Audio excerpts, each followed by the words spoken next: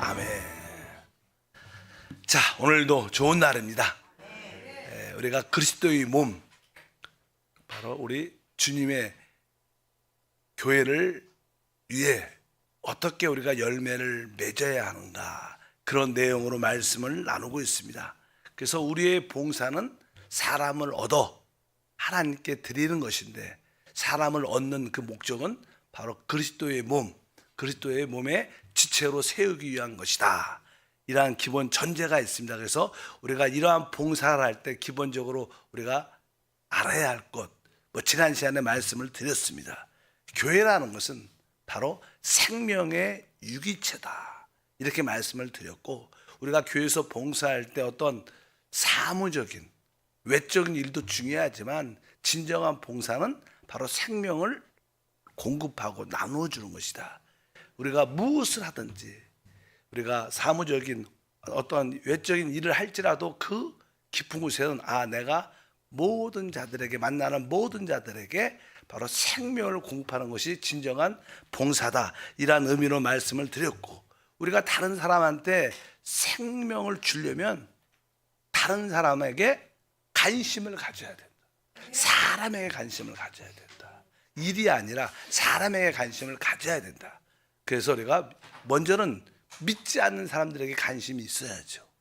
또 처음 교회 온 분들한테도 관심이 있어야 하고, 또 영적으로 연약하고 어린 자들도 있습니다. 또 시험 든 자들이 있습니다. 그런 분들에게 깊은 관심을 갖는 것이 아주 중요한 것이다. 그래서 우리 주변에 진짜 연약하고 시험 들고 영적으로 어린 자들, 이런 자들이 있다면 어찌하든지 그들에게 예수의 생명을 공급하겠다는 그런 마음이 있어야 됩니다. 그래서 이 사도 바울 같은 경우에도 바로 젖먹이는 유모처럼 모든 성도를 돌보고 관심했다. 아이를 낳은 어머니가 자기 아이를 진짜 지극히 정성스럽게 관심하고 돌봅니다. 그런 마음으로 사람에 대한 그런 뜨거운 사랑의 마음이 우리 가운데 있어야 된다, 이렇게 말씀을 드렸고, 그리고 나서 이제 우리가 다른 사람을 돌보려면 사실 사람마다 자기의 어떠한 기질들이 있습니다. 성격들이, 기질들이 있는데 그 기질이 어느 때는 열매를 맺지 못하게 하는 요소가 많죠.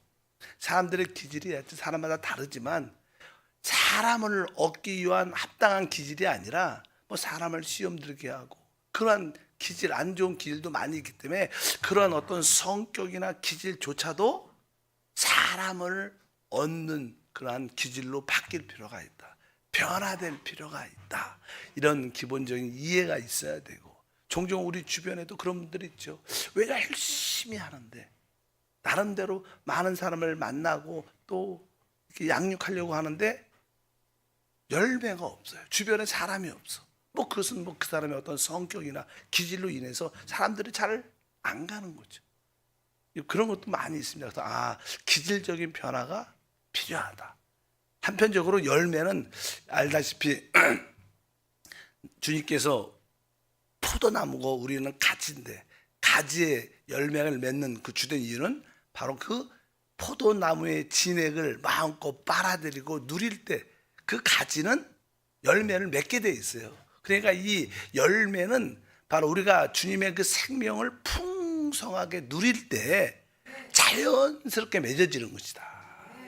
나에게 능력이 없어서 나는 안 된다, 이런 뜻이 아니라 바로 생명이신 그리스도를 풍성하게 누리면 자연스럽게 열매가 맺어진다는 그러한 기본적인 이해를 우리 모두가 가져야 될 줄 믿습니다. 그러면 오늘은 왜 우리가 열매를 맺어야 하는가, 그 이유에 대해서 한번 말씀을 나누겠습니다. 사실 주님은 이렇게 말씀했죠. 요한복음 15장 5절과 2절 보니까 나는 포도나무요 너희는 가지라. 그가 내 안에 내가 그 안에 거하면 사람이 열매를 많이 맺나니 나를 떠나서는 너희가 아무것도 할 수 없음이라.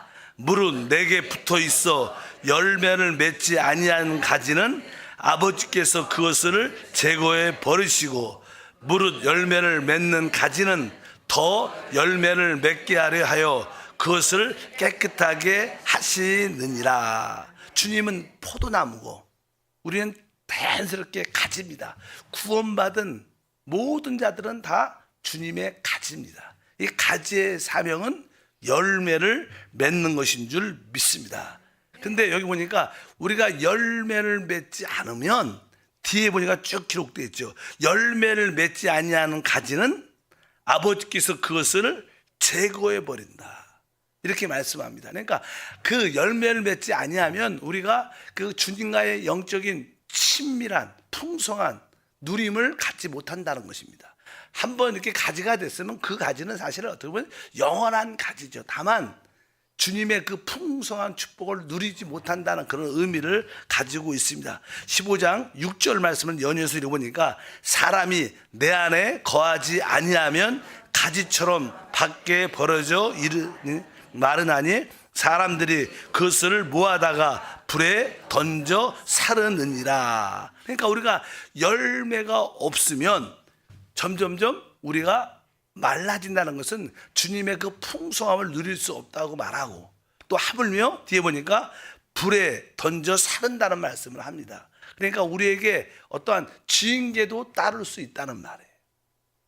그것은 주님의 말씀인 줄 믿습니다. 우리가 구원은 받았지만 열매를 맺기 위해서 우리가 적극적인 그런 마음의 자세를 가질 필요가 있다. 하나님, 주님의 그 풍성을 마음껏 누릴 수 있도록 열매 있는 믿음의 생활이 되게 도와 주시옵소서. 여러분들이 열매를 맺을수록 주님의 누림을 많이 갖게 될 줄 믿습니다. 그래서 이 열매가 없는 자들의 특징은 영적으로 점점점 이렇게 고갈되고 말라진다는 거예요.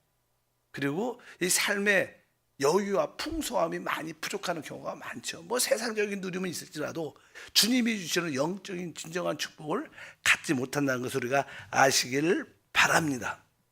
여러분 모두가 나에게 1년에 한 명 이상은 진짜 남아있는 열매가 있기를 원합니다.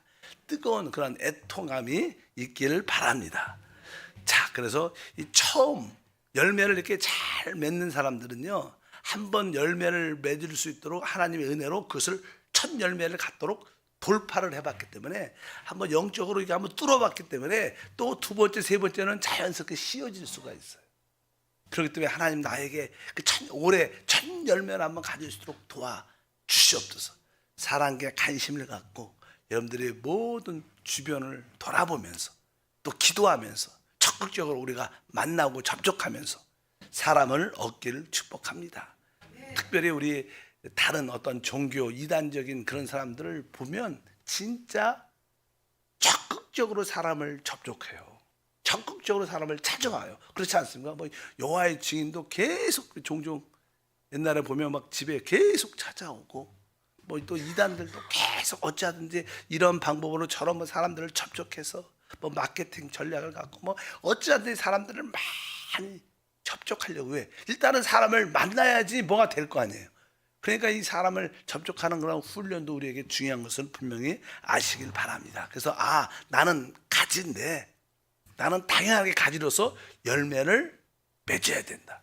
열매를 맺지 않으면 나는 점점점 말라질 것이고 또 하물며 불에 던져 사르게 될 수도 있다. 이러한 경각심을 우리가 가져야 된다. 또 두 번째로는 왜 우리가 열매를 맺어야 되냐면, 이 사실 주님과 우리의 관계는 주인과 종의 관계예요. 주인과 한편적으로 우리가 뭐 신랑, 우리 신부, 뭐 사랑의 관계도 있죠. 사랑의 관계. 그러나 또 이렇게 창조주와 피조물의 관계도 있지만 또 한편적으로 우리 주님은 주인이십니다. 그리고 우리는 종입니다. 종은 요즘의 말로 말하면 노예죠. 노예. 그러니까 모든 주인의 명령에 따라야 되고, 그렇지 않으면 많은 징계와 어려움을 겪을 수 있죠. 그래서 이제 종에 대한 그런 말씀이 기록되어 있죠. 마태복음 25장 14절 15절 19절 30절만 읽어보니까, 또 어떤 사람이 타국에 갈 때 그 종들을 불러 자기 소유를 맡긴가 같으니 각각 그 재능대로 한 사람에게는 금 5달란트를, 한 사람에게는 2달란트를, 한 사람에게는 1달란트를 주고 떠났더니 오랜 후에 그 종들의 주인이 돌아와 그들과 결산할세 이 무익한 종을 바깥 어두운 데로 내쫓으라. 거기서 슬피 울며 이를 갈리라. 이렇게 말씀을 합니다. 이제 주인이 그 종들에게, 어떤 종들에게는 5, 또 2달란트, 1달란트를 다 줬어요. 그리고 뒤니까 시간이 지난 오랜 후에 주님이 다시 오실 때 바로 결산을 한다는 거예요. 그럼 필히 결산을 합니다. 결산을 하는데 뒤에 보니까 마지막 1달란트를 가지고도 땅에 숨기고 남기지 못한 그를 향해서 뒤에 보니까 이 무익한 종을 바깥 어두운 데로 내쫓으라. 거기서 슬피 울며 이를 갈리라. 이렇게 말씀합니다. 그래서 우리가 주님의 명령을 받은 종이구나. 우리는 필히 영적으로 장사해서 이윤을 필히 남겨야 된다. 이것은 우리의 사명이죠. 주님의 명령이기 때문에 우리는 당연하게 달란트를 남기는 게 하나님의 뜻인 줄 믿습니다. 그렇지 않고 우리가 주님께 변명한다면 그 변명은 절대로 주님께 먹히지 않습니다. 이렇게 말하죠. 우리 자신에게 그 변명은 이해가 갈지라도 주님 앞에 그 변명은 할 수 없는 겁니다. 주님은 그 우리의 변명을 듣지 않죠. 시간이 없었고 바빴고 나는 무능력해서, 그런 것도 변명이 될 수가 있지 않습니다. 우리가 주님 앞에 쓸 때 진짜 우리는 부끄러움을 당할 것이고, 주님께서 우리에게 이 무익한 종이라고, 이 무익한 종은 바깥 어두운 데 쫓아서 거기서 슬피 울며 이를 갈 것이다. 이게 사실 무서운 말이죠. 왜? 주님은 우리에게 한편적으로 그냥 열매를 맺기를 원한다는 그런 강한 말씀도 우리 가운데 있는 줄 믿습니다. 이 1달란트 받은, 늘 교회에서 말하죠. 교회의 대부분 성도들은 1달란트를 가지고 있다. 그래서 나는 능력도 없고요, 나는 할 수 없어요, 나는 아는 것도 없고요, 성경도 몰라요. 대부분 그렇게 말을 합니다. 그러나 그것은 주님 앞에 이유가 될 수 있지 않습니까? 이미 주님은 적어도 여러분 안에 1달란트를 심으셨어요. 심었기 때문에 주님은 그것을 열매로 거둬야 되는데, 우리는 변명할 수 있지 않다. 적어도 우리는 다 1달란트를 가지고 있습니다. 그래서 교회의 진정한 사역은 이 1달란트 가진 사람들을 일깨워서 1달란트를 남길 수 있도록 돕는 거예요. 우리 사역자들이 해야 될 일, 우리 재직들이, 지역장들이 특별히 해야 될 일은 바로 대부분 성도가 1달란트를 가졌기 때문에 1달란트 가진 사람을 일깨워서 1달란트를 남길 수 있도록 우리가 도우면 우리는 동일하게 착하고 충성된 종을 이란 말을 듣게 될 것이고, 주님이 우리에게 더 큰 놀라운 일을 맡기셔서 최고의 누림을 갖게 될 줄 믿습니다. 그래서 우리에겐 절대 변명이 주님께 먹히지 않을 것이다. 그래서 우리는 항상 내가 주님께 명령을 받았고 나는 그 일을 해내야 된다, 이러한 사명감이 있어야 될 줄 믿습니다. 만약에 그렇지 않으면 마태복음 25장 28절에 말하죠. 그에게 그 1달란트를 빼앗아 10달란트 가진 자에게 주라, 이렇게 말씀을 합니다. 그래서 이 영적인 하나님의 경제의 법칙은 영적으로 풍성한 자가 더 풍성해지는 겁니다. 영적으로 사모하지 않고 없는 자들은 점점 고갈돼서 은혜를 다 잃어버릴 겁니다. 그러나 주님을 추구하고 사모한 자에게는 더 많은 것이 주어지는, 그것이 사실 영적인 하나님의 경제의 법칙인 걸 알고 여러분들이 열정적으로 이런 열매를 사모하는 우리 모두가 돼야 될 줄 믿습니다. 그리고 이것이 바로 주님께서 우리에게 주신 2가지 어떤 경각심이죠. 나는 가지로 피리피리 열매를 맺어야 된다. 그렇지 않으면 말라지고 불에 던져질 수 있다. 나는 주님의 종으로 명령을 받았기 때문에 만약에 우리가 열매를 맺지 않으면, 달란트를 남기지 않으면 우리는 바깥 어두운 데 던져서 슬피며 일을 가는 어떠한 고통, 징계의 시간이 우리 가운데 있을 것을 분명히 아시기를 바랍니다. 그래서 이 사도 바울 같은 경우에는 진짜 이러한 말씀을 알았기 때문에 그 열매를 맺기 위해서, 달란트를 남기기 위해서 진짜 헌신하고 수고했습니다. 뭐 그가 우리보다 특별히 유별난 건 아니겠지만 바로 이러한 계시의 말씀을 주님의 명령의 말씀을 진짜 믿고 받아들였어요.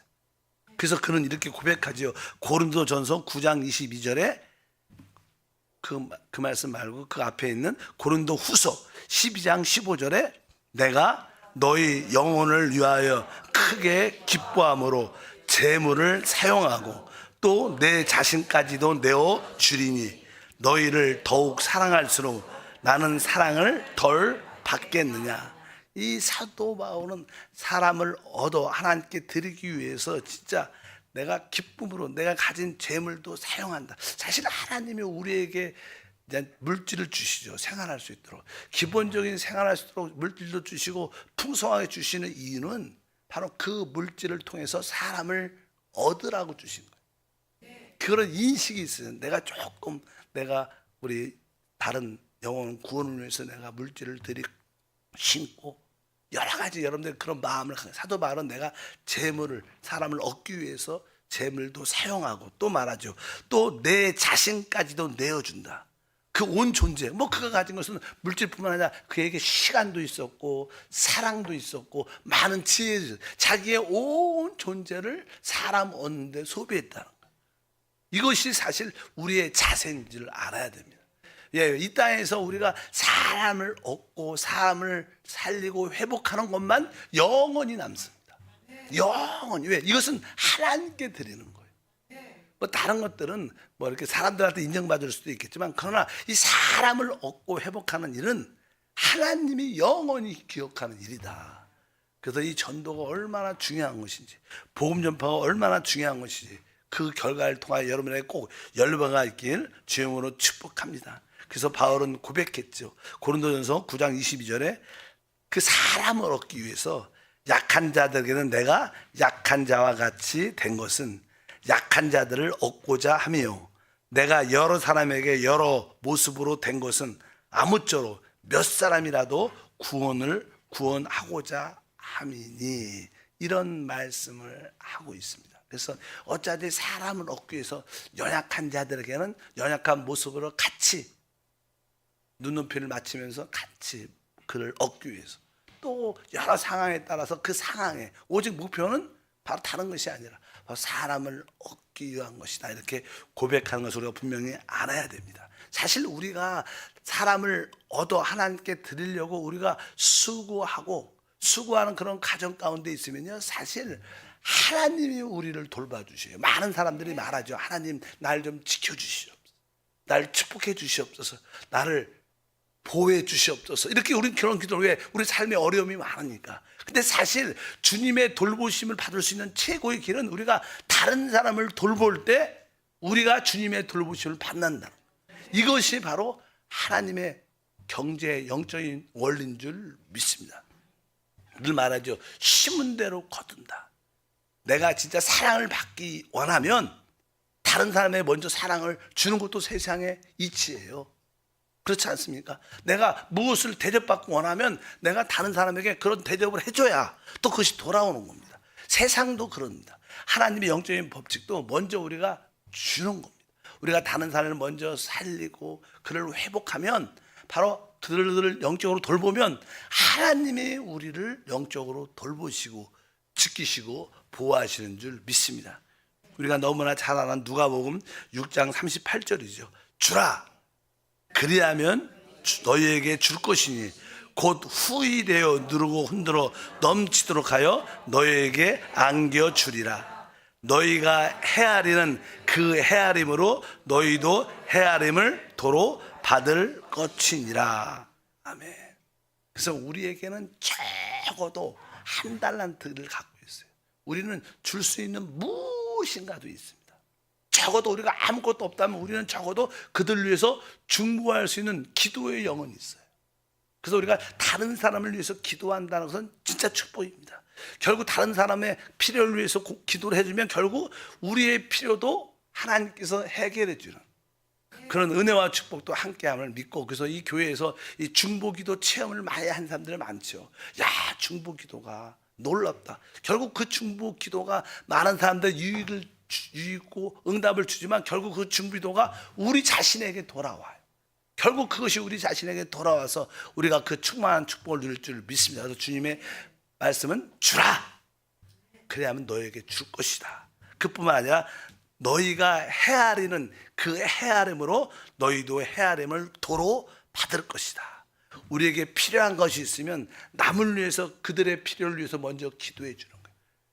그래서 주일날도 그런 얘기했죠. 우리 아브라함이 아비멜렉 왕에게 자기 부인을 이렇게 줄 수밖에 없는 그런 상황, 어려운 그런 상황 가운데 있는데 하나님이 그 사라를 지켜주시면서, 근데 그 왕에게, 아빌레 왕에게 자식이 없었어. 뭐 아브라함에도 자식이 없죠. 근데 하나님이 아브라함아, 그 아비멜렉 그 자식을 위해서 기도해 주라. 그러니까 그런 이야기를 딱 들었을 때, 야, 나도 이 자식이 없는데 내가 뭘 기도해 줘? 아무것도 없는데. 내 자식이 많으면 기도해 주겠지만 나도 자식이 없는데 뭐 그렇게 기도가 응답될까? 이런 생각했는데 그 하나님 말씀에 강력한 역사가 있으니까 안 할 수도 없고, 그래서 근데 그 아비멜렉의 그 자손을 위해서 기도하는데 결국 기도가 응답돼서 자식을 낳아요. 그리고 나서 결국 자기가 없는 거지만 자식을 위해서 기도하니까 그 가정에 자식이 있을 뿐만 아니라 나중에 곧바로 아브라함에도 자식을 갖게 되는 거예요. 그래서 우리가 필요한 것을, 나의 필요한 것은 다른 사람이 필요한 것과 동일하게 있다면 먼저 열심히 기도해 주면 하나님이 우리의 모든 필요를 채워주는 그런 은혜와 축복이 함께할 줄 믿습니다. 그래서 어찌하든지 하나님, 내가 교회 안에서 주님을 섬길 때 사람에게 관심 갖고 사람을 얻는, 그 사람을 회복하는 그러한 봉사가 되게 하소서. 우리가 교회에서 청소를 하든 안내를 하든 우리가 하나님께 찬양을 드리든 이러한 모든 것이 그 예수의 생명이 흘러나가 그들이 은혜 받게 하시고 살아나게 하시고 회복되게 하옵소서. 특별히 우리 2층, 본관 2층은 화장실 청소를 우리가 하죠. 우리가 성도님들이 하시는데 그런 어떤 이렇게 보이지 않는 작은 일 같지만 하나님, 진짜 이 화장실을 사용하는 사람들이 예수의 생명을 만지게 도와주시옵소서. 그런 마음으로도 이렇게 화장실 청소를 하면, 뭐 우리가 로비를 청소한다면, 뭐 유리창을 닦는다면 그것은 겉으로는 다 똑같아도 영적으로는 다른 거예요. 영적으로 생명의 흐름이 있는 봉사가 되기를 축복합니다. 하나님 감사합니다. 다시 한번 우리의 진정한 봉사가 바로 그리스도의 몸을 세우는 것이고, 그리스도의 몸을 세우기 위해서 그 한 사람 한 사람, 그 세포인 우리 자신과 그 지체들의 필요함을 압니다. 어쩌든지 우리 모든 성도들을 지체로 살리고 회복하고 서로 연결되게 하사 하나님의 뜻을 이루게 도와 주시옵소서. 우리 자신에게 관심을 넘어서 이제는 다른 사람에게 관심을 갖는, 아직도 구원받지 못한 사람에게 관심 갖고, 또 새신자에게 깊은 관심을 갖고, 또 시험 든 자에게 깊은 관심 갖고, 영적으로 어린 자들에게 깊은 관심을 갖고 그들을 양육하고 살리고 강건케 하는 통로가 되게 도와 주시옵소서. 오늘도 내 자신의 필요보다 진짜 다른 사람의 필요를 위해서 먼저 기도할 때 하나님께서 주라, 그래야만 너에게 줄 것이니 그 말씀이 이루어지는 것을 보게 도와 주시옵소서. 주 예수 이름으로 축복하고 기도합니다. 아멘.